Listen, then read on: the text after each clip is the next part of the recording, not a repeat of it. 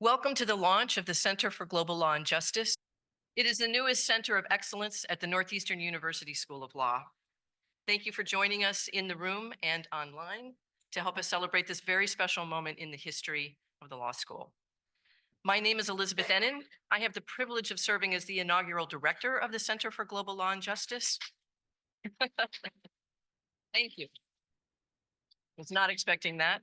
I will be working with Professors Martha Davis and Zina Ida Miller to provide leadership for the center. I would like to kick off our event this afternoon by announcing an amazing new grant that the center has already received. Here's the story behind that grant. In 2010, Lisa Reinsberg, an amazing international human rights attorney, very accomplished, she founded the International Justice Resource Center, the IJRC, and created its online resource hub. Today, this online resource hub hosts an amazing collection of international human rights resources, including reports and tools that were developed by Lisa and her team, and publicly available resources that have been beautifully curated and organized.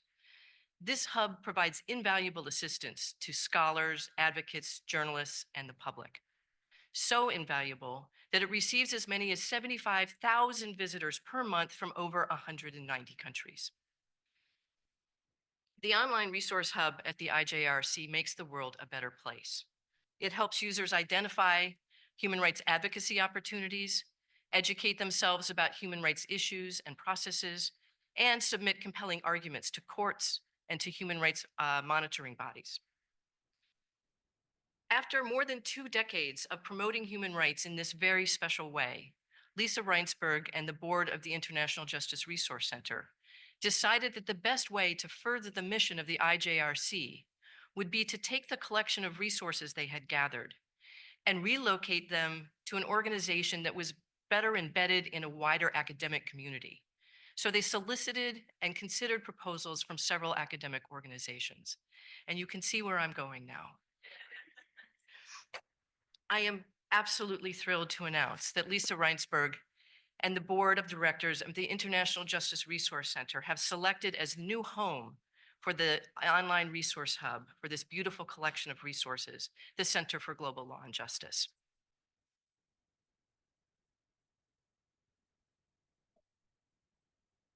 In addition, to support our work on this project, Lisa Reinsberg and the IJRC board helped secure a grant for the new center here, a grant in the amount of $550,000.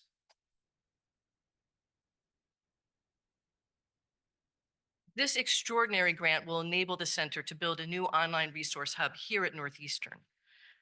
This resource hub will be fine enough that it can honor the work of the IJRC, expand its work in novel directions over time, and continue the IJRC's legacy of promoting global justice by facilitating human rights research and advocacy.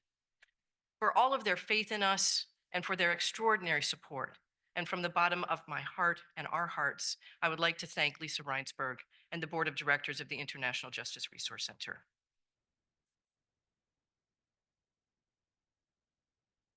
I invite you all to keep an eye out next year, 2025, for the launch of the Center for Global Law and Justice Resource Hub. And for now, it is my honor to turn the event over to the Dean of the Northeastern University School of Law, Dean James Hackney. That was wonderful, Elizabeth. What a wonderful crowd, so full. And I think for a tremendous occasion for the launch of the Center for Global Law and Justice. So I first want to thank Martha Davis, Anita Miller, and Elizabeth Ennin for their leadership in bringing us to this point with respect to the center. The center is one of our 5 centers of excellence at the law school.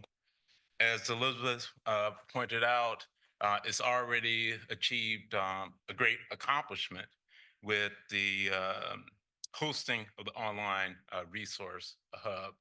This is going to be an opportunity for leadership with respect to human rights advocacy and research. I also want to join Elizabeth in thanking Lisa Reinsberg for her help in both facilitating the hosting and also the $550,000 grant. We love that. The university has a global mindset as well as a global footprint with campuses across the globe. And this center really is very much aligned to that mindset, but more importantly, to the university's vision of having impact in the world, impact for the positive. There was a collection of our faculty colleagues and staff who approached me, was it like 2 or 3 years ago, about the formation of a center, many of whom were sitting here before us. And I want to thank them for planting that seed in the institution with respect to this fifth center and what we could and can accomplish with respect to the center. Now, my kind of tutelage with respect to human rights began, we say 32 years ago or so, when I would have conversations with our dear departed colleague, Hope Lewis, who was a leader and a titan in the field of human rights law, and one of the individuals on the faculty who I think we can hold in large part to be responsible for our leadership in this area. So I do want to take a moment to kind of recognize Hope and the inspiration that she brought to me with respect to these issues. Now, the approach, and I had a really lovely conversation with center leadership about their strategic vision for the center. And the approach is going to be one of collaboration and impact.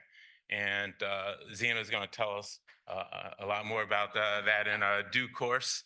So there's like a big stack of papers there, so you're gonna learn a lot about that. But the approach is going to be one of collaboration.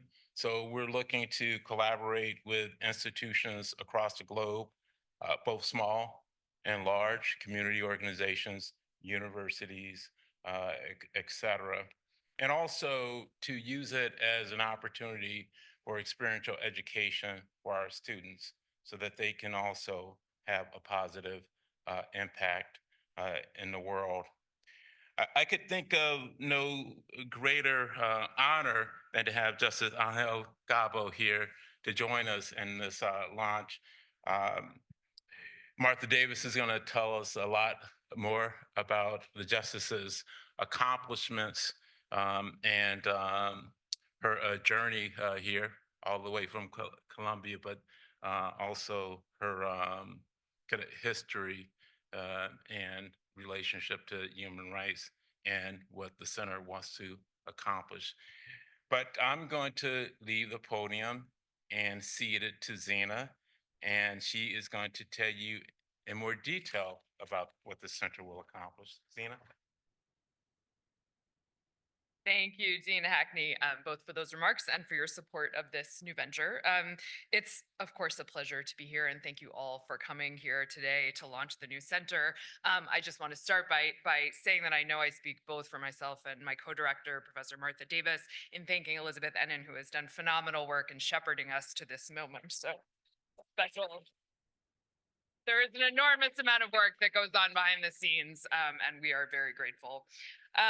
As Dean Hackney alluded to, it would be difficult, I think, to overestimate the critical need today for attention to the issues that our center seeks to address. As a professor of human rights myself, I'm daily confronted in my teaching with the challenges we face as we try to mobilize our existing international tools to address atrocities around the world, whether in Ukraine, Gaza, or Sudan, radical deprivations suffered by too many around the world, or the rollbacks of basic rights at home and abroad. We desperately need creative thinking, sharp analysis, active engagement, and genuine solidarity. As Dean Hackney mentioned, our center is very much informed by Northeastern's exceptional dedication to combining scholarship and practice in the public interest. In our case, by focusing on global injustice and diverse forms of inequality and subordination.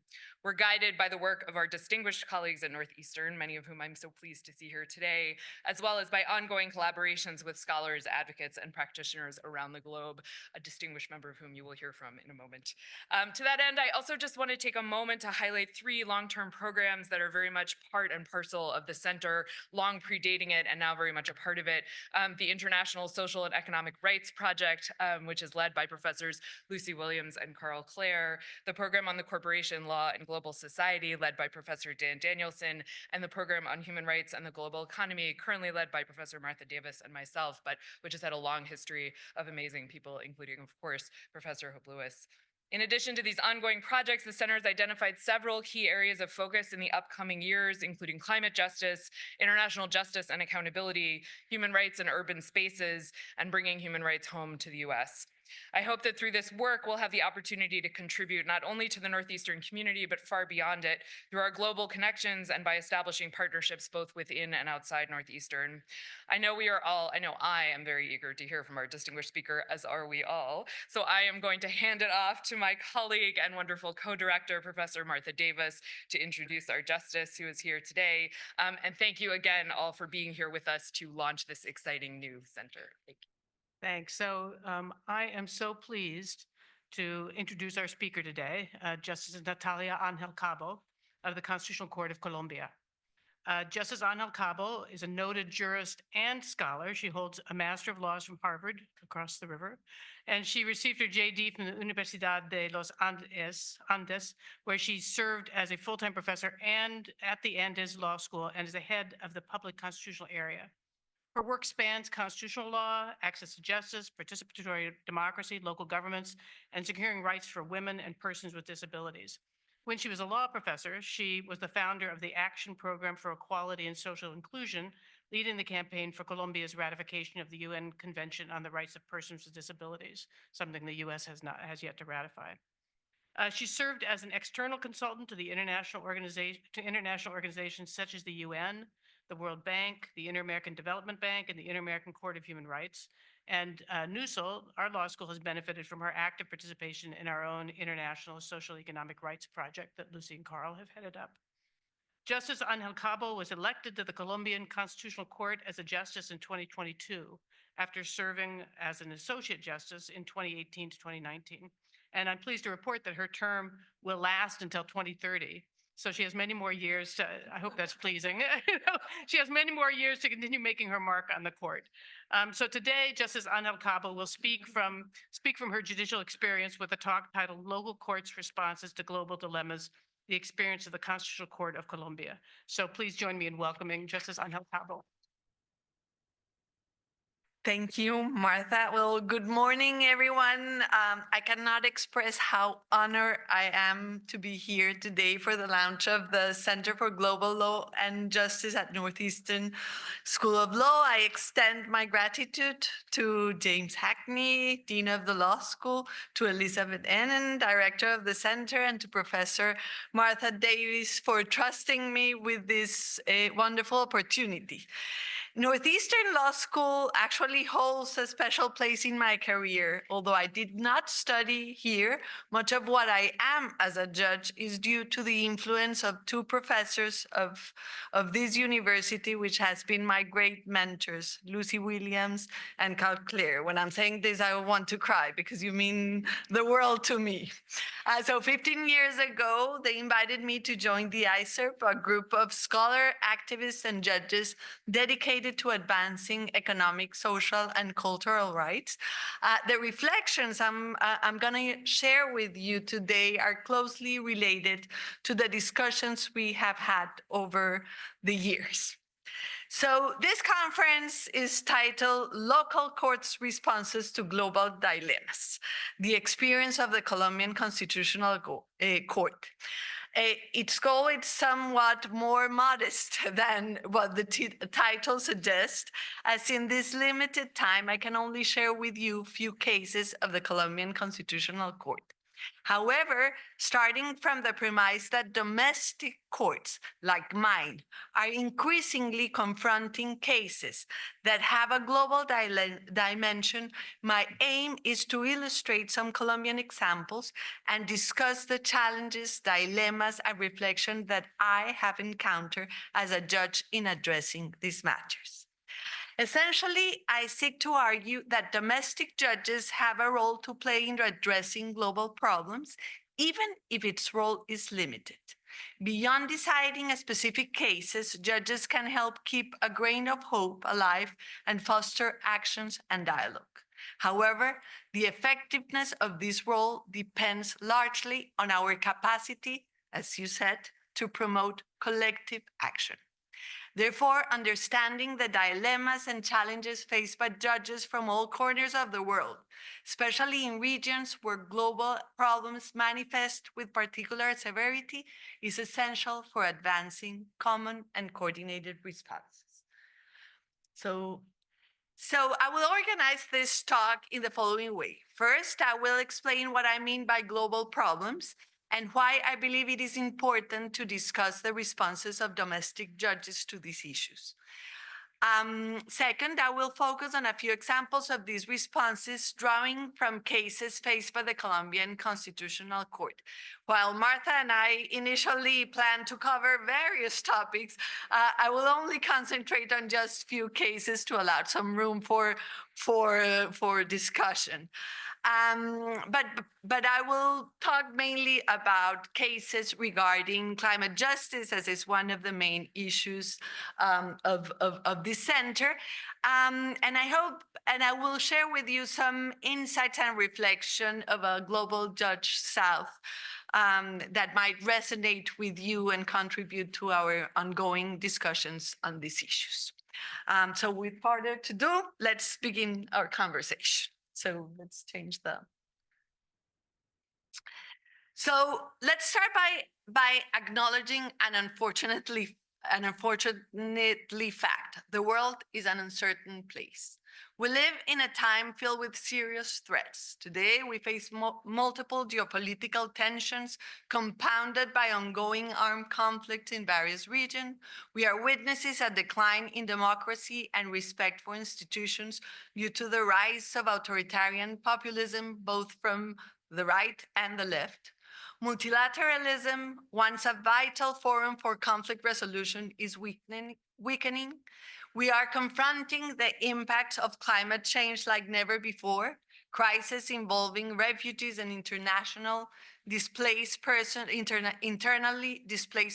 are occurring in many parts of the world, and we see the persistence and in many cases deepening of inequalities.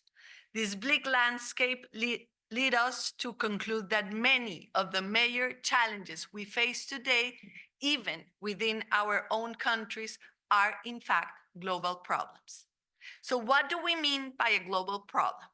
I believe the definition put forth by Professor Ruth Michaels from the Max Planck Institute over a decade ago still holds true. Global problems are those challenges that affect the world entirely, even though their manifestations may differ and impact some countries or regions in distinct ways. In my view, there are four key characteristics of global problems. First, they are transnational issues that affect all people and countries around the globe. Second, they are complex, interconnected, and multi-causal. Additionally, there are dynamic problems that can change if not addressed in a timely manner. Finally, and as I have mentioned from the outset of this talk, these issues require collaborative and coordinated action. In some cases, these problems cannot be resolved without prompt responses. This underscores the importance of anticipating these challenges and acting swiftly. But why should we talk about local responses to global problems? The answer to this question has emerged through practice. As we know, courts, despite having the authority to decide cases, do not generate the repertoire of potential cases they handle. Social movements, NGOs, individual litigants, and even public officials are the ones who bring a problem or conflict before the court. In other words, it's people who activate the jurisdiction. What we are seeing today is that in an increasing number of global problems are being brought before domestic courts for various reasons, as I imagine you will do in the center. One reason is that there are indeed domestic manifestations of these global issues. Another is that activists are turning to litigation in domestic courts due to frustration with other alternatives, including traditional international efforts. Additionally, as Michael and Kasman notes, there simply aren't global courts capable of providing collective responses and addressing all dimensions of this type of problems. So while comprehensive data on all global problems in domestic court is lacking, some topics have begun to be documented. For instance, the Climate Change Litigation Database from Columbia University and the Sabin Center for Climate Change has recorded as October 2024, 694 cases against governments. This is globally, not outside the United States. 694 cases against government and 264 lawsuits against corporations and individuals, excluding litigation in the United States. When US cases are included, that number rises to over 2,000 cases. According to Colombian Global Freedom of Expression Project, between 2010, when the spike in social media began, and 2024, there have been around 1,926 litigation related to social media, mostly in domestic courts. Regarding social media, the tool used by the Colombian court to anticipate which cases will reach the tribunal, and then now you will see why we need to anticipate this, that is called Pretoria, which are the data that is there, in a preliminary search that today shows that currently there are 280 writs of protection pending against just Facebook in lower courts. So given this context, as litigation concerning global problems increase in domestic courts, it's worth asking what role these courts play and should play in relation to such type of problems. This raises questions about how they approach these cases, whether their interventions can lead to far-reaching effects and social change, and under what conditions domestic courts can effectively and legitimately act as forums for the world. I don't have answers to all these questions, although I will later advance some thoughts on the matter. For now, I'd like to discuss a couple of cases that the Colombian court has faced concerning global issues, with the aim of contributing our experience to a conversation that again must be collective and fruitful. So how do cases reach the court? That's in order to start. So before diving into such matter, I think it's important to provide a brief context about the Colombian Constitutional Court and how cases reach our court.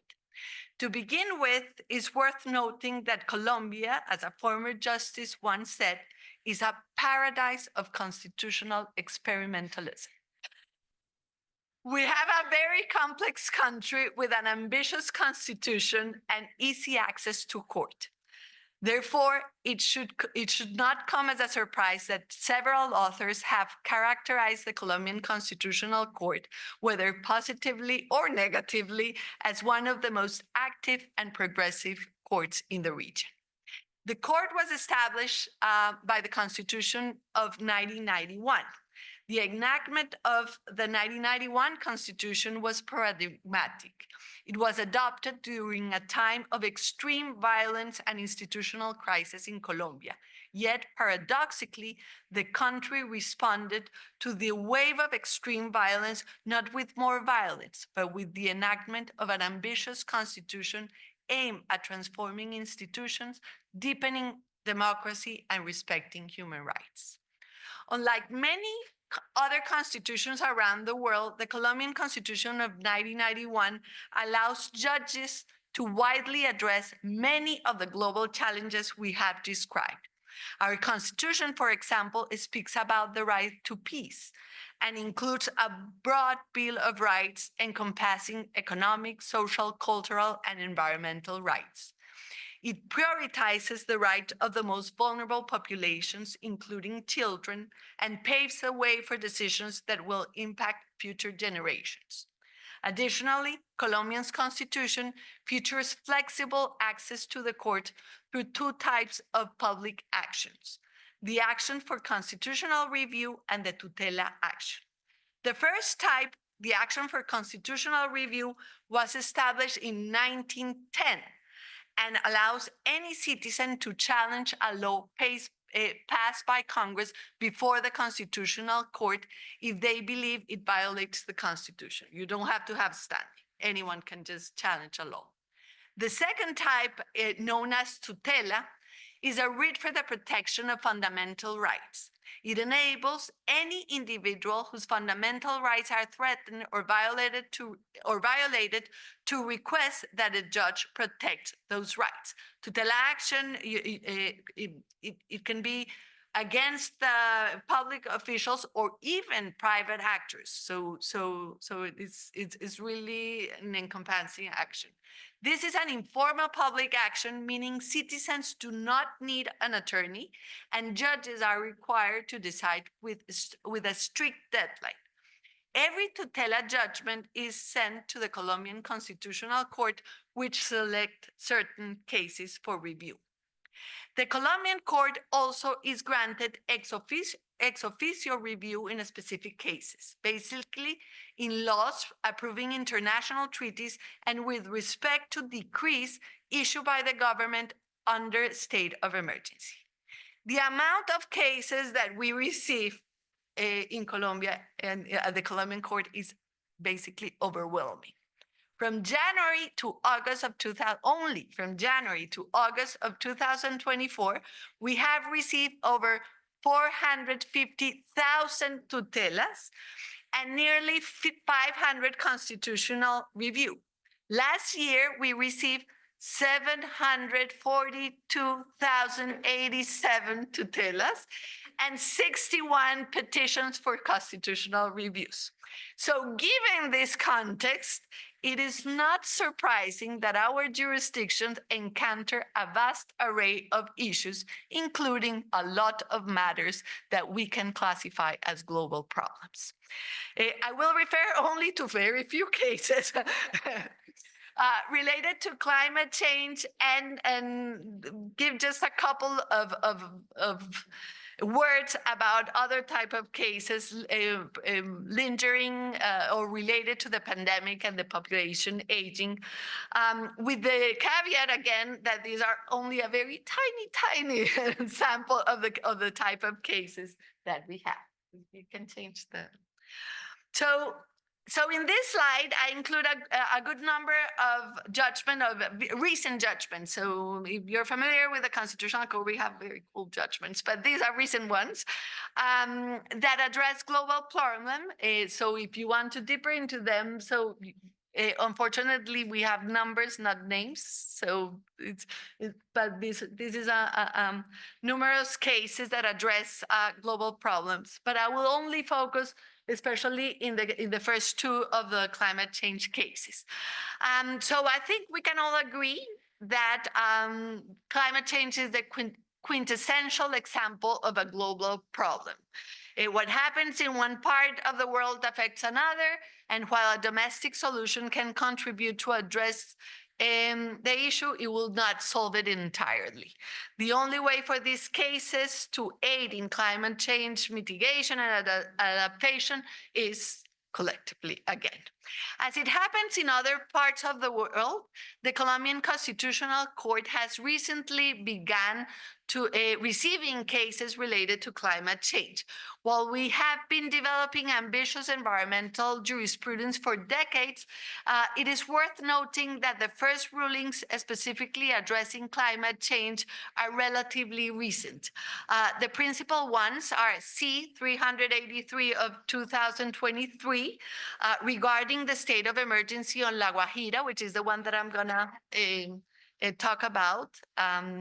T-123 of 2024 on forced displacement and climate change, which is the second case that I will dwell on, and C048 of 2018, which reviewed the law approving the Paris Agreement, T333 of 2022, concerning the reconstruction of an island, San Andres, after a hurricane, and T248 of 2024 on carbon credits. I'm not gonna insist on that case, but it's a very interesting one. So I will focus on the first two decisions, as I was very actively involved in them. And as I mentioned, one of my aim here in this presentation is to share with you some of my experience and thoughts in addressing these problems. So judgment C383 of 23 is the first case concerning La Guajira. I was the initial rapporteur for this case, but my proposal was ultimately defeated. So this is kind of a catharsis for me as well, just to present this. So I end up writing a dissenting opinion along with two colleagues. Cannot believe this. I don't want to make a case for my dissent, but rather highlight the issues we face in reaching this decision. The case came to the court follow an economic and social emergency declared by the President of the Republic in the Department of La Guajira. In Colombia, the Constitution allows the president, along with his ministers, to declare states of exception under three circumstances: external war, internal unrest, meaning a serious event that threatens institutional stability, or economic and social emergencies, in cases where serious and extraordinary events cannot be addressed with ordinary measures. For example, an earthquake is an event that has warranted the declaration of an economic and social emergency. States of exception, as it is well known, enable the president to issue regulations without the force of law by passing Congress and to impose more severe restrictions on rights. La Guajira is a department in the northern part of the country, predominantly desert, home to the Wayuu indigenous community. So you could see in the picture, one of the largest indigenous groups in Colombia. It is primarily a mining region with very high levels of corruption, where resources like water and food are scarce. In fact, in 2017, the Constitutional Court had already warned about this situation, indicating that it was leading to massive and systematic violation of rights, especially for the Wayuu children suffering from severe malnutrition, a situation that caused over 4,000 deaths of children between 2010 and 2016. So you can imagine the situation. Despite this long crisis in La Guajira, at the beginning of the current government on June 2nd, 2023, the president declared a state of exception specifically for an economic and social emergency. He argued that La Guajira was facing an extraordinary climate event that would exacerbate its water, energy, and food security crisis. The government insisted that La Guajira would experience a particularly severe El Niño phenomenon following a cyclone season affecting water supply during one of the hottest years on record. He also claimed that ordinary risk prevention measures were insufficient to address the worsening of the humanitarian crisis due to this environmental phenomenon. The decree aimed to enable various measures, some urgent regarding water and food provision for vulnerable populations, but many others were long-term structural reforms, or they were aiming for long-term structural reforms related to healthcare and energy provisions. As I have already said, I was the initial rapporteur for this case, but faced defeat. My proposal, which is documented in my dissenting opinion, indicated that one, there was indeed an extraordinary environmental atypical event that could justify the state of emergency. Two, that ordinary measures were insufficient to respond to it. Third, that being this declaration of a state of emergency, the nature of the response should be limited to the adoption of urgent measures. Therefore, based on what was outlined in the decree, I propose a partial declaration of constitutionality of the decree, meaning, on the one hand, declaring unconstitutional those sections that sought to empower the government to implement structural reforms in areas such as health and energy, as these should be discussed in Congress due to their long-term nature, while, on the other hand, allowing for urgent measures related to water and food security for vulnerable populations. The proposal also invited us to establish clearer standards for how constitutional judges should review declaration of economic and social emergency in light of climate change. The majority opinion accepted the first premise of my proposal, but not without some resistance. That is, the court acknowledged that there was indeed a high probability of an occurrence of an atypical climate event threatening to deepen the crisis of La Guajira. However, contrary to my proposal, the majority of the court concluded that the government had sufficient ordinary measures available to address what would arise from this extraordinary climate event. The court declared that the state of emergency unconstitutional, but in what I regard as a very contradictory decision, that's why I dissent, that's also, allow for some emergency measures to be examined regarding the crisis of water in La Guajira. But we can discuss that later because it's very contradictory. So I realize the ruling is very complex to understand. However, my aim here is to highlight some questions we grapple and lesson learned in this case that I think could resonate with you and what you're going to do in the future. So the first challenge we faced was determining whether we were indeed dealing with it was a projection with an atypical and extraordinary event that warranted a state of emergency. This occupied many hours of our discussions. For instance, our initial conversation revealed that we lawyers and we judges and basically most of the people hold many wrong assumptions about climate. Many commentators, including some of us, initially reacted by questioning how El Niño phenomenon could be considered extraordinarily, given that it occurs periodically in Colombia. A key question in our discussion was, how could climate change be viewed as an extraordinary event when it is already our new normality? In fact, a significant question in the room was, can an economic and social emergency be declared to prevent the supposed onset of an extraordinary event linked to climate change?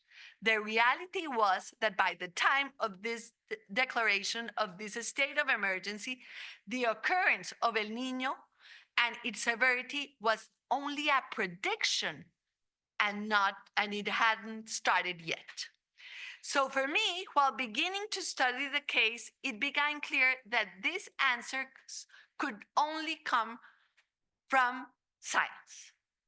We clearly could not address this case without an interdisciplinary approach, but I insist, not everyone was open to embrace scientific data and let go of its own preconceptions about El Niño phenomenon. I will give you an inside story. One of my colleagues said, I'm an expert on the Niño phenomenon, and he was not a scientist. It was hard. So what we ended up doing was holding a public hearing where several scientists participated and confirmed something we judges did not know. Yes, El Niño is recurrent, but the exact timing of its arrival is uncertain and can only be predicted within a short time frame. Moreover, were scientific projections indicating that El Niño would occur during the driest period in La Guajira and with an unusual severity, precisely in one of the hottest years on record when both oceans warmed. I didn't know that the oceans one was cold and warmed, so I learned about that. Thus, despite the declaration of unconstitutionality, I appreciate that the majority of the court ultimately accepted that it was indeed foreseeable for an atypical climate event to arise linked to what we expressly regarded as a structural problem, climate change. That is, climate change is a structural, but within climate change, there can occur atypical climate events. But believe me, and I must insist on this, despite the scientific reports, reaching this conclusion was not easy for the court. So this is one of the things you must consider when you are doing your things. A second topic that occupy our discussions and indeed mark our greatest divide between the majority opinion and those of us who dissented was determining when there are sufficient ordinary tools to address an extraordinary climate event.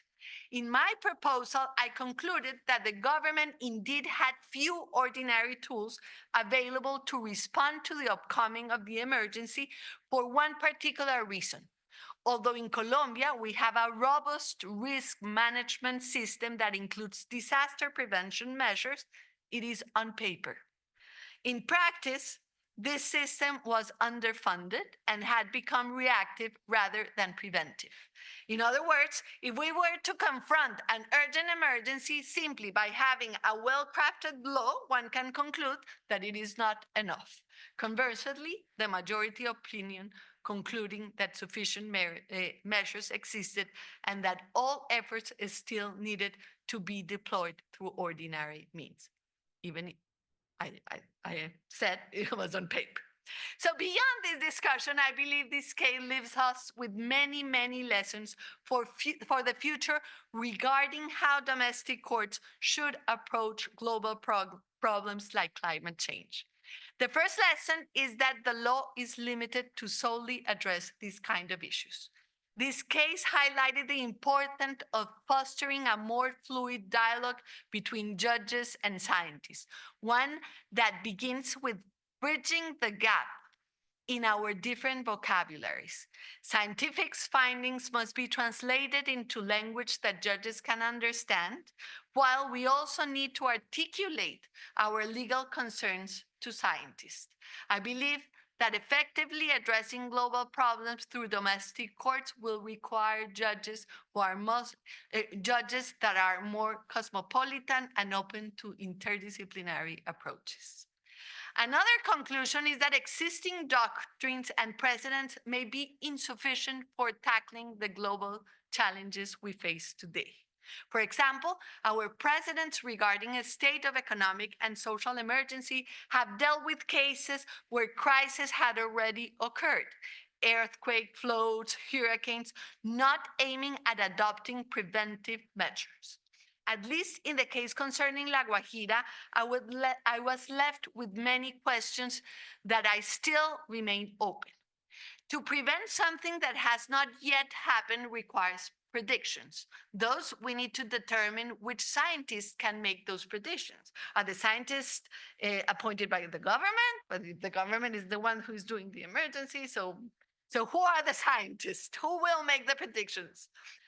Is there a standard regarding what percentage of criteria in a prediction justify declaring a state of exception? So for example, in this case, scientists said the Niño phenomenon will be very, very strong with 52% possibilities. So is that enough? Is not enough? How do I know as a judge if it is sufficient to enable a state of exception? Ultimately, this case had made clear to me the necessity for deeper interaction with experts from other disciplines and with communities themselves to articulate appropriate jurisprudence regarding exceptions and climate change in the future. Finally, there is a third lesson from this case that I find important to share. It is crucial to closely examine the experiences of domestic courts when addressing global problems. Each local experience differ and influence how we tackle these issues. In this particular case, two fears were at play. For those of us who dissented, our primary focus was on climate change and preventing El Niño from severely impacted vulnerable populations. However, in this pursuit, we minimize a very legitimate concern held by those who formed the majority opinion. The fear that climate change could open the door to authoritarian responses. Moreover, in a time when populism and authoritarianism are on the rise in the world.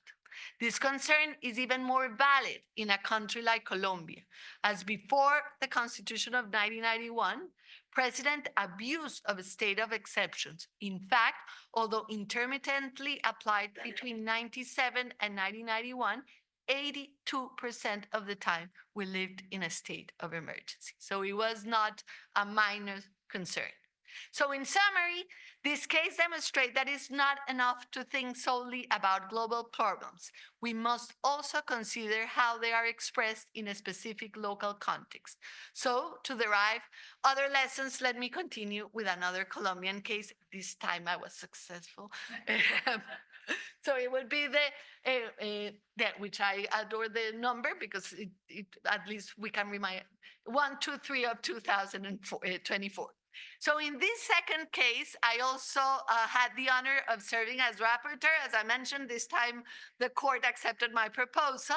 And so this case examined a tutela action brought by two elderly farmers forced displaced due to the ongoing flooding caused by the Bojava River. The severity of the La Niña phenomenon made it impossible for residents near the river to remain on their properties. The plaintiffs sought assistance from the Colombian Victim Unity, which is specifically designed to help those displaced by the armed conflict. However, since this unit only supports victims of violence, their request for assistance was denied. Consequently, the case reached the Constitutional Court, which granted protection and ordered the municipality to relocate and assist the plaintiffs. Notably, this judgment extended beyond the plaintiffs, providing intercommunist effects, meaning to protect all similarly situated individuals. When this case arrived at my office, I immediately recognized it as a significant opportunity to elevate an urgent issue. While forced displacement due to the armed conflict has long been a critical topic in Colombia, and Lucy and Car well known because we've been discussing this for 20 years, climate-induced displacement has not yet been addressed.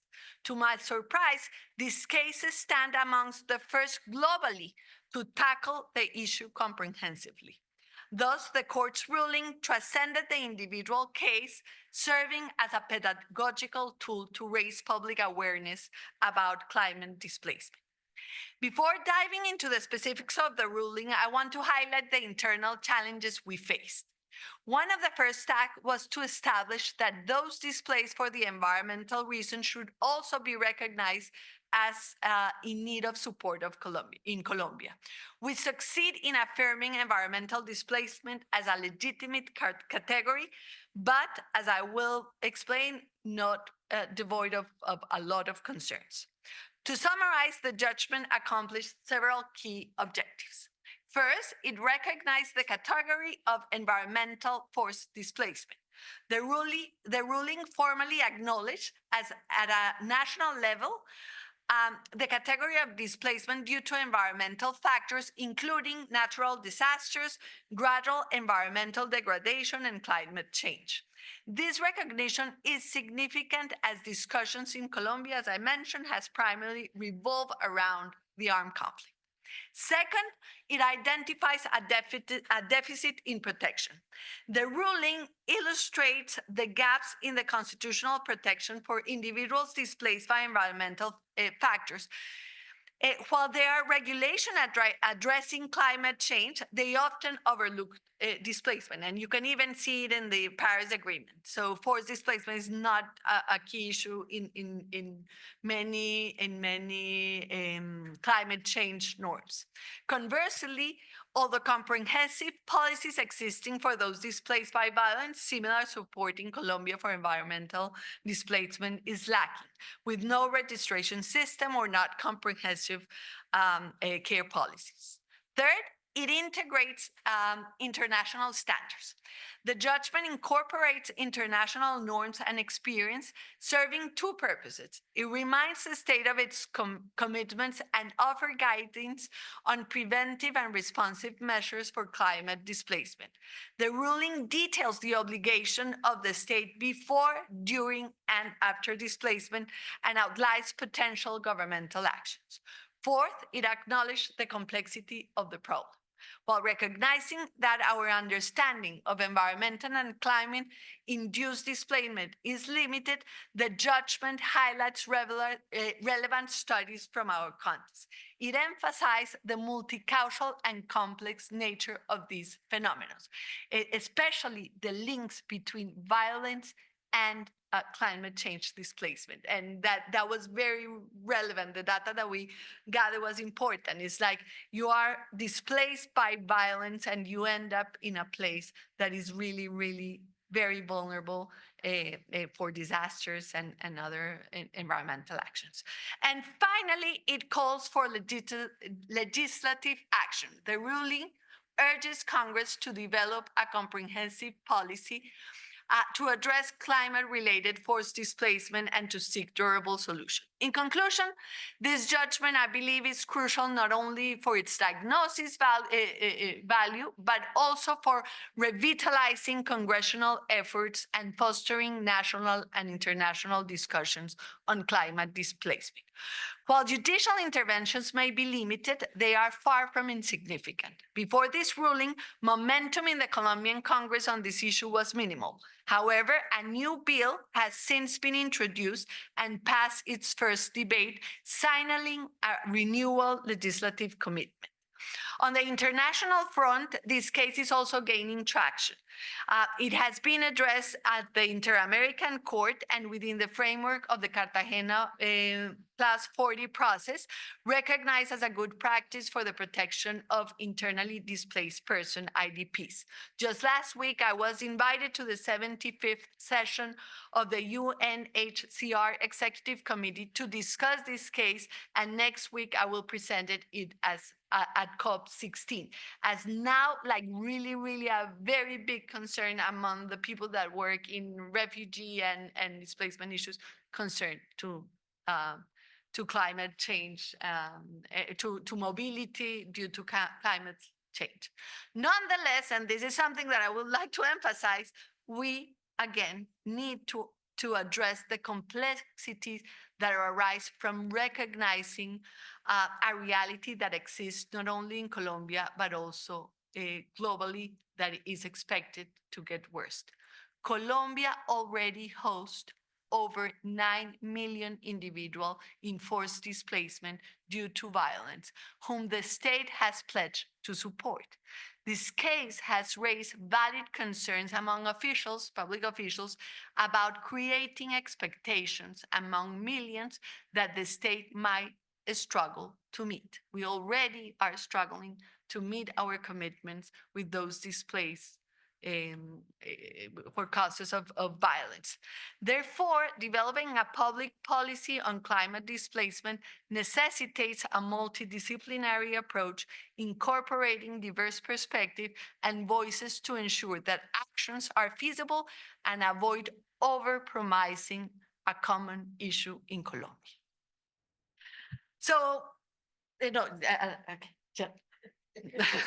No, yeah, because I want more time to discussion. So as we mentioned with Marta, we were like really, we wanted to present like cases of everything. But at least my PowerPoint addresses an issue that is for me another global problem, but is sometimes not looked as a global problem. which is the aging of the population and things that come with it, which is basically loneliness and the need for care, which is actually an issue that I think we need really, really to address. Lonely, as a matter of fact, when I was looking for global cases, I see that the Colombian court has started to address several cases related to loneliness and the duty of care. One particularly striking case, that is the one that I'm mentioning here, involved an 80-year-old man who sought guardian, who went to the tutela action because doctors would not permit him to undergo a medical examination without a companion. Unfortunately, he had no one to accompany him. For me, this could be a simple case, but it's not. It is alarming that a person had to approach a judge just to access a medical exam due to his lack of support networks. This case deeply moved me, and it is not an isolated incident. In fact, some countries have established a ministry of loneliness, like Japan. This type of cases reflect a broader trend in Colombia and globally, where many people are lonely and in need of care and the need of care is growing. I believe, and I'm not going to go into the details, but I believe our court, my court, has made crucial progress by affirming that every individual has a fundamental right to a support network and by treating the right to care as an autonomous fundamental right. In the face of this problem, which I insist are global, we need sensitive judges, not only cosmopolitan, but sensitive judges will give attention to issues that sometimes are overlooked, and as you also mentioned, that are creative enough to motivate governments to find appropriate responses, such as, for example, creating a ministry of loneliness. So in order to conclude, in this lecture, I wanted to emphasize that domestic judges we are increasingly finding ourselves confronted with issues that have a global dimension. While we are typically tasked with addressing local manifestations of these global problems, our decisions are expected to contribute to the broader solution. The expectation is that domestic judicial intervention will help scrutinize the responses of political branches to these pressing matters. In this talk, I present several cases from not several. I aim to present several. I'll present only a few cases from the Colombian Constitutional Court where we have tackled global challenges. This was not only to illustrate the work of my court, but also to share with you some dilemmas we face as judges when handling such cases. For example, these cases compel us to evolve by embracing interdisciplinarity, engaging more closely with communities, seeking creative solutions, and effectively communicating our decisions, not just within our own countries, but also internationally, so that they can contribute to collective efforts. However, I also pointed out that our unique histories and contexts sometimes hinder our ability to achieve this goal. Nonetheless, it is important to note that this increase in the intervention of domestic courts in adjudicating global issues should be approached with caution. Around the world, we have spent decades debating whether courts can effectively bring social change. And we know well that while adjudicating may bring some positive effects, it's also a very limited avenue. Is a judge telling this. It represents just one of many avenues that individual and social movements can pursue to advance their causes, but we cannot expect much of it. Particularly in the context of climate change, I have participated in numerous conferences where I see students enthusiastic about the number of successful cases in courts around the globe. However, I observe the less reflection on what follows, specifically the challenges of implementing such decisions. As a starting point for our conversation, I would like then to conclude with a brief overview of what I see as a positive aspects of using local courts worldwide to address global issues, as well as some limitations of their intervention. To begin with the benefits, I would highlight the following points. Domestic courts can address issues that supranational courts often overlook. As Professor Michael reminds us, existing supranational institutions typically require significant political will to act. They tend to approach problems in a broad and generalized manner, often neglecting the specific and varied impacts those issues have in different regions. The intervention of domestic courts help to bring attention to these differential effects and shed light on other facets of the problems. Clearly, these benefits will have a macro level impact only to the extent that domestic interventions align with common goals and generated added value while enhancing cooperation among all countries, particularly those most responsible for these global problems. In other words, this decision will be meaningful only if they, again, promote collective action. Some domestic decisions may have greater influence than others in the necessary global conversation. For example, regarding climate change, undoubtedly, the decision of the European courts, such as the German case, pushing their governments to meet ambitious greenhouse emissions reduction targets may have a greater impact on mobilizing other countries in the same direction than a domestic court with less resonance and power. The same applies to decisions, for example, related to the internet regulations. What a court in a large market can say to pressure a platform may have much more influence than a decision of a small country with a small market. However, some cases of less powerful countries, such as mine, as I have illustrated, can have also a potential to influence too. A good example, as I mentioned, was Judgment 123 of 2004. So local decision addressing global dilemmas serve as a beacon within the framework of judicial dialogue, which is quite broad in the Latin American context. They inspired or they can inspire and guide the decision of other local courts.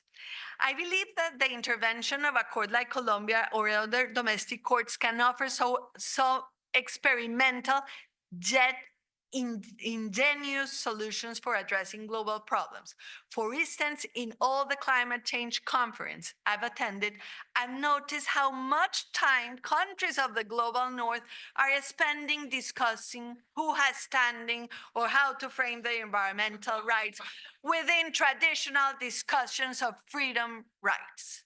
I must admit that while I understand the importance of adhering to procedural rules in judicial process and the limits imposed by their constitutions, such discussion caused me some anxiety because I believe we are racing against time and need to act swiftly on fundamental issues. Instead, those of us from the global south do not face that barriers.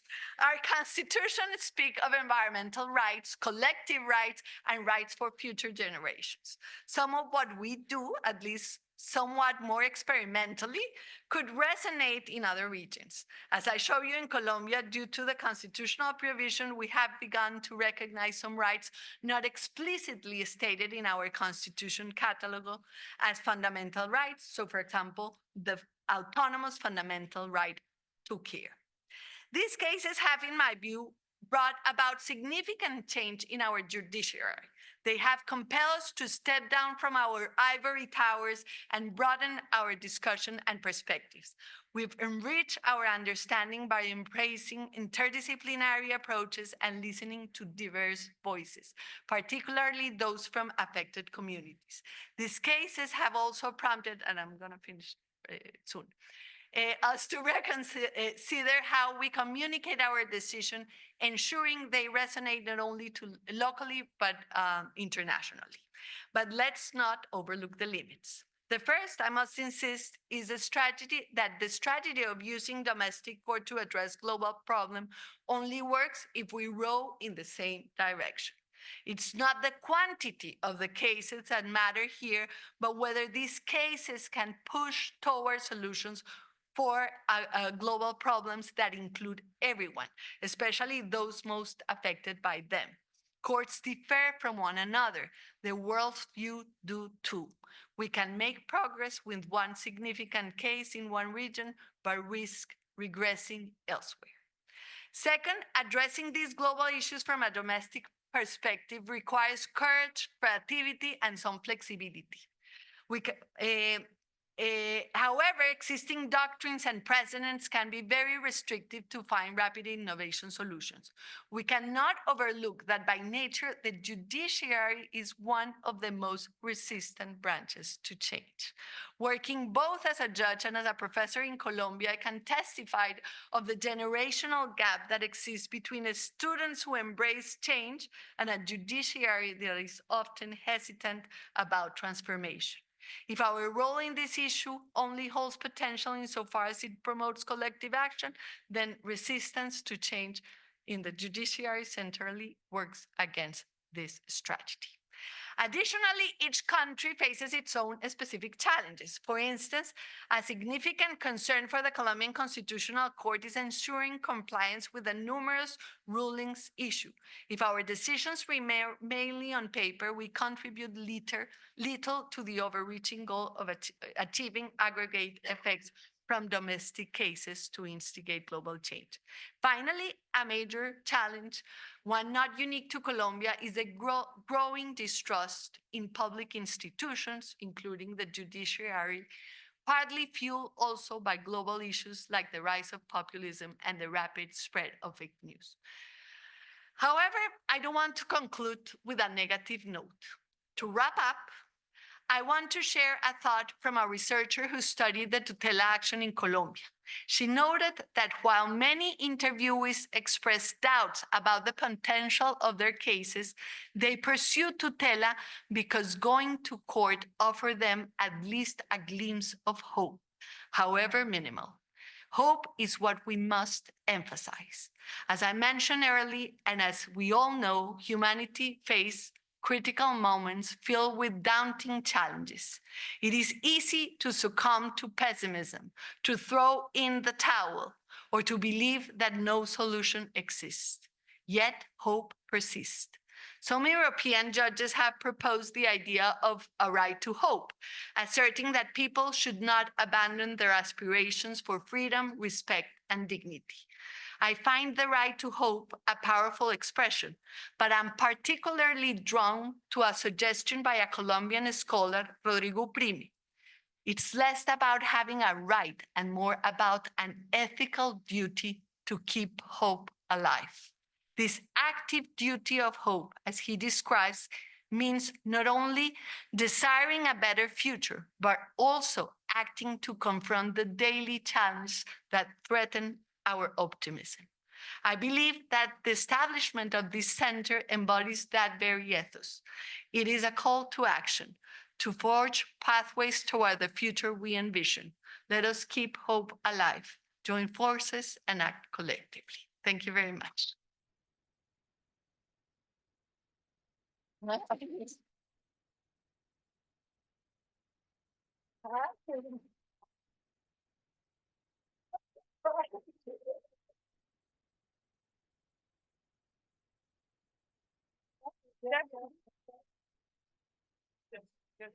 Okay, thanks. Is this on? Is this on? Yep.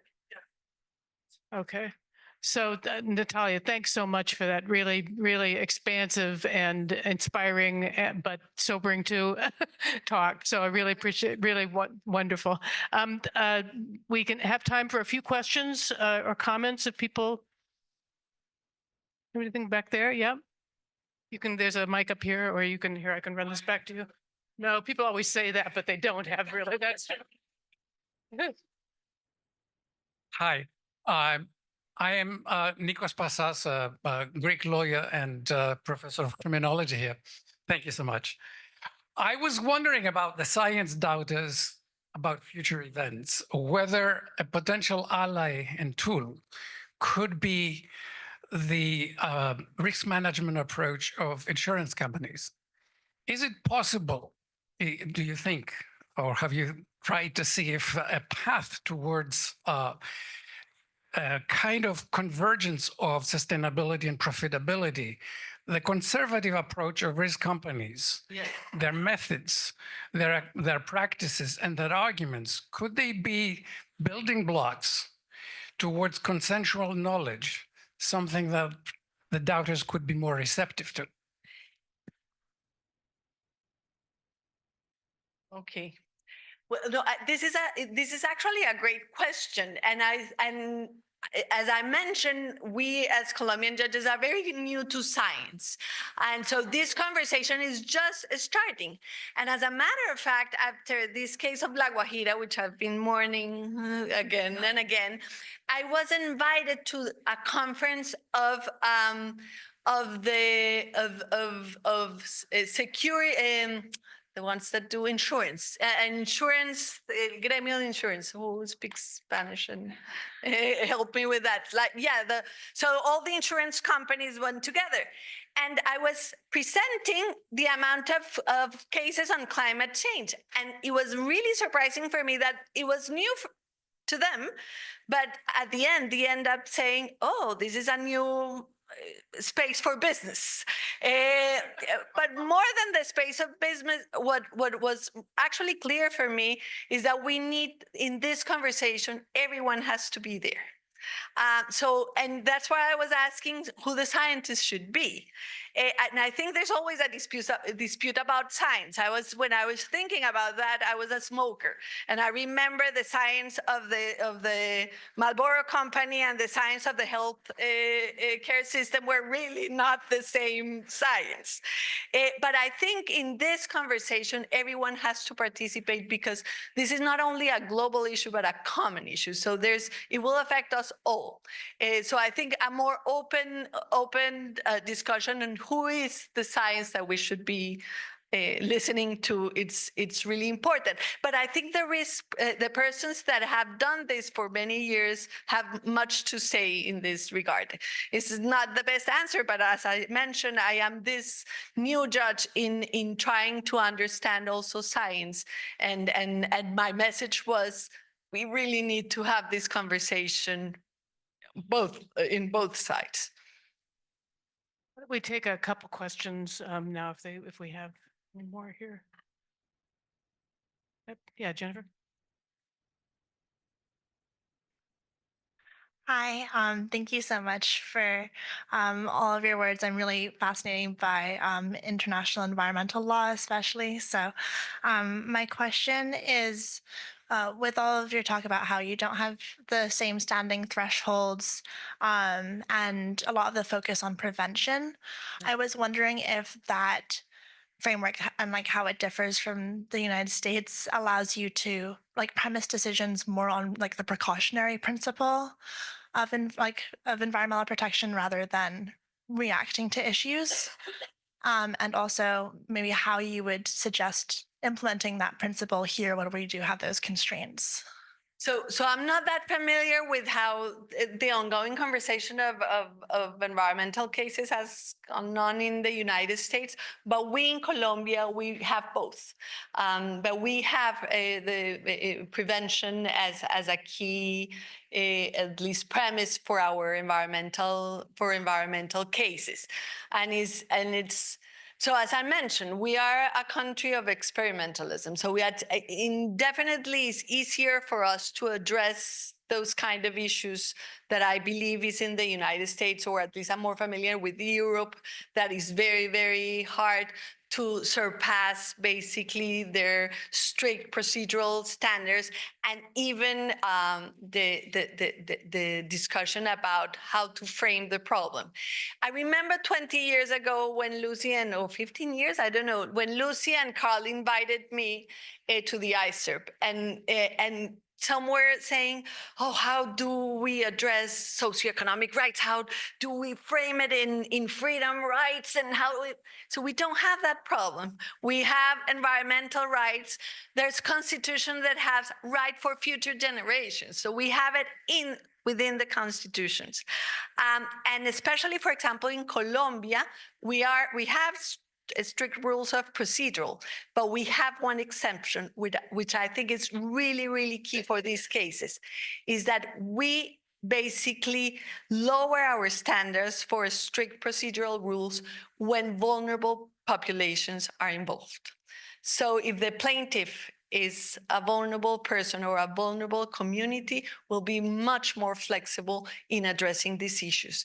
And I think, and as I mentioned, I think especially cases in the global north, which basically produce most of the problem of climate change, and are also influential for other places, should start considering flexibilizing, making more flexible their standards to address the fundamental issue, which is, I think, what is ultimately important.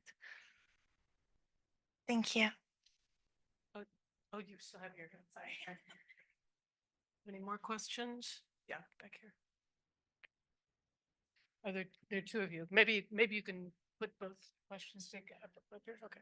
Hi, you had mentioned that tutela actions can be used against private actors, and I'm wondering if you've seen and you're aware of any actions against corporations in relation to climate change.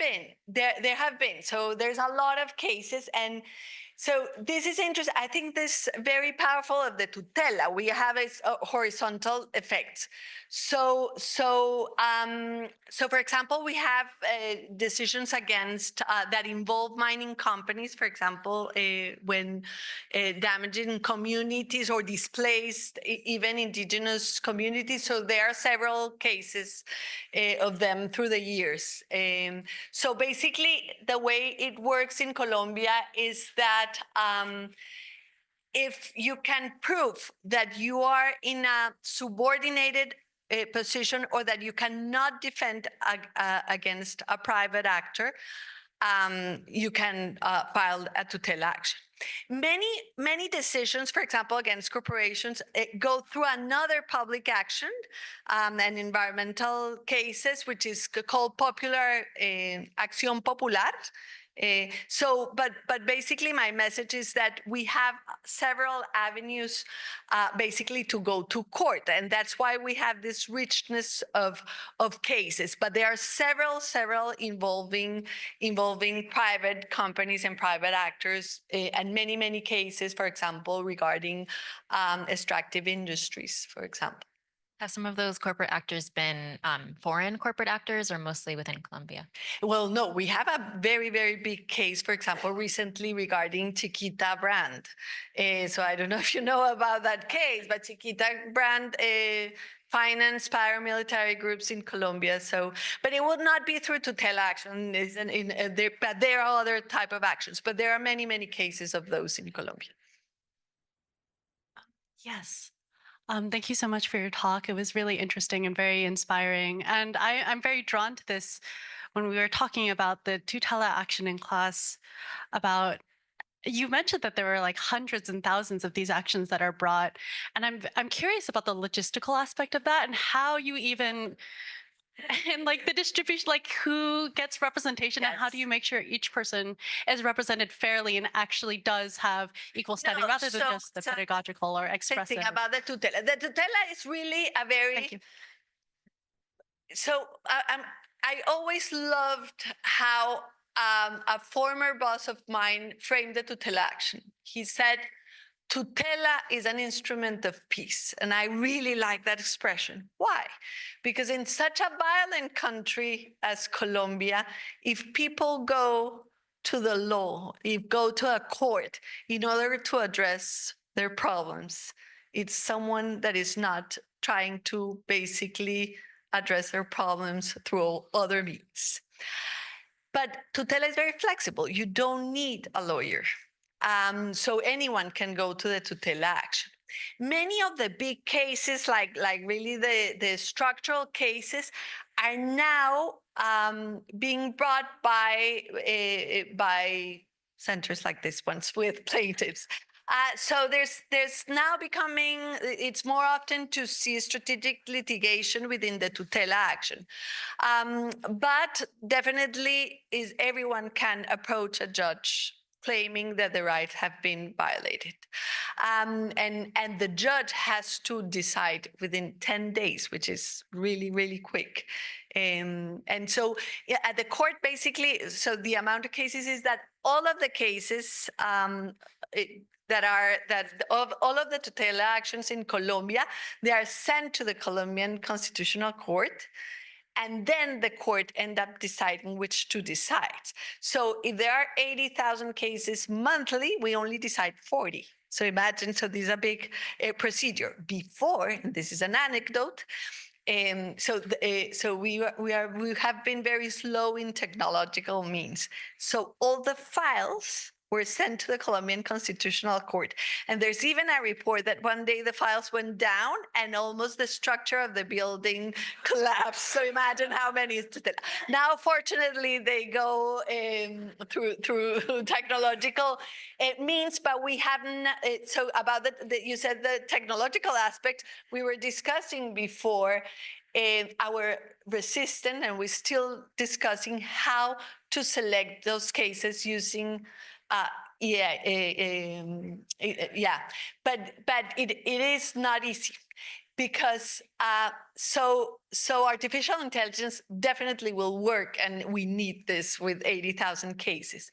But we are also concerned about the underlying messages of those cases that we are not sure the machine can capture it. You probably those one, but there are many cases that have like these subtle things that are not easy to tackle, and we're still debating how to use artificial intelligence to select those cases.